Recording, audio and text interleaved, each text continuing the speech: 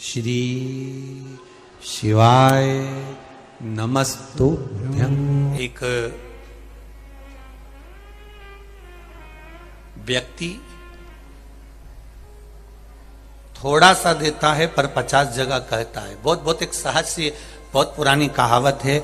एक व्यक्ति अपने ससुराल जा रहा था और ससुराल जाते जाते उसने सोचा अकेला जा रहा हूं, तो वहीं पर एक गांव का व्यक्ति बैठा था, उसका दोस्त, बहुत पुराना दोस्त था। उसने कह दिया कि तू मेरे साथ ससुराल चल।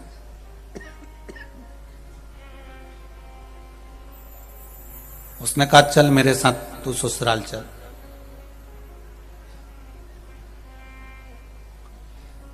अब दोस्त ने मना करा कि भाई मैं जाकर क्या करूंगा ससुराल तेरी, मैं तेरी ससुराल जाकर करूंगा क्या। नहीं चल तू मेरे साथ ससुराल चल, मैं तुझे घुमा के लेकर आता हूं, अकेला जा रहा हूं, एक से दो भले।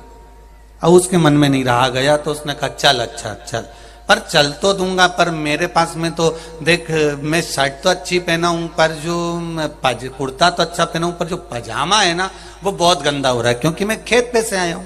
ये जो मेरा पेंट है, पजामा है, ये बहुत गंदा हो रहा है। इतना गंदा हो रहा है कि मैं इसको पहनकर तेरे ससुराल नहीं जा सकता। इतने में उस व्यक्ति ने गाड़ी में से अटैची खोली, बैग खोला और उसने अपना पजामा निकाल के उसको दे दिया कि ये पहन ले, ये अच्छा है, ले पहन।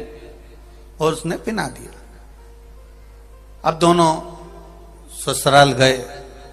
अब जो जमाई था उसका आवभगत चालू हुआ, सत्कार चालू हुआ, ससुराल में खूब आनंद हुआ। आनंद होते होते एक इतने में ससुर जी को प्रणाम करा। ससुर जी ने भी खूब गले लगाया, जमाई साहब जमाई साहब जमाई साहब कहते हुए आदर करा, सम्मान करा। जमाई साहब के साथ में जो साथ में आया था तो ससुर ने पूछ लिया ये कौन है। मेरा दोस्त है, अकेला आ रहा था तो सोचा इसको ले चलूं, ये भी फालतू बैठा हुआ था। अब इसके मन में बड़ा बुरा लगा, बताओ मैं फालतू बैठा था। कोई बात नहीं, अब दोस्त तो है, कोई बात नहीं। फालतू बैठा था तो मैंने कहा चल, लिया आया इसको।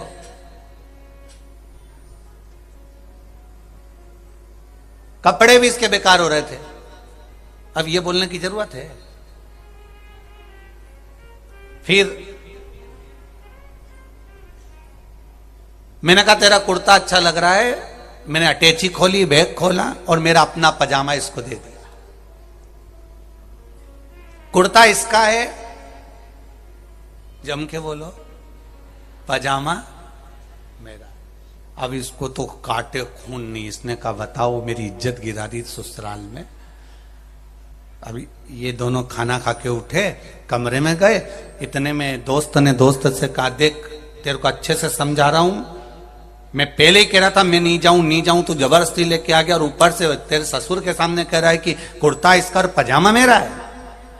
तो शर्म नहीं आ रही कहते में है?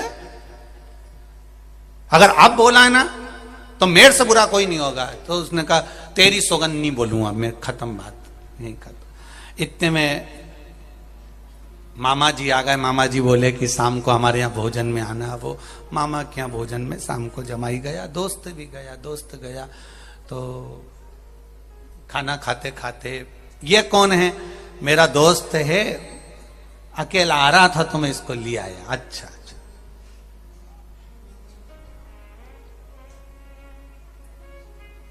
कुर्ता इसी का ही है।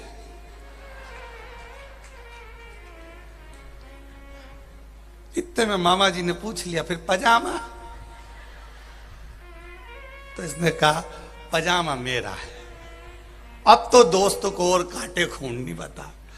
अब दोनों कमरे में आराम करे। इतने में इसने फिर कह दिया तेरे को शर्म नहीं आती? तेरे को शर्म नहीं आ रही? बताओ गजब कर रहा है तू। फिर तूने कह दिया कि पजामा मेरा है।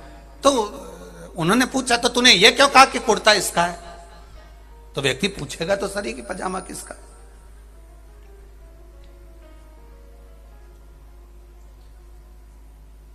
अब नहीं बोलूंगा। मौसी आ गई। मौसी ने कहा जमाई साहब आप हमारे यहाँ आना। जमाई ने कहा ठीक। अब दूसरे दिन सुबह मौसी के यहाँ गए और मौसी के यहाँ गए तो उनने नाश्ता खिलाया। मौसी ने पूछ लिया ये कौन है? कहा मेरा दोस्त है, अकेला आ रहा था तो मैं इसको उठा के बिठा के गाड़ी में ले आया, पर पजामे का कोई जिक्र नहीं होगा। अब वो पजामा बीच में। शिव पुराण कह रही है एक साधारण सा व्यक्ति अगर देता है तो 50 बार कहता है। साधारण सा व्यक्ति अगर एक कुछ संसार का मनुष्य अगर कुछ देगा तो 50 बार कहेगा, पर मेरा महादेव तुम्हारी दुख की घड़ी में आकर खड़ा होकर क्या दे जाता है, कभी आकर नहीं कहता कि ये मैंने दिया, ये मैंने दिया। वो कभी नहीं, वो कभी कहता ही नहीं है। वो देता है तो संसार के लोग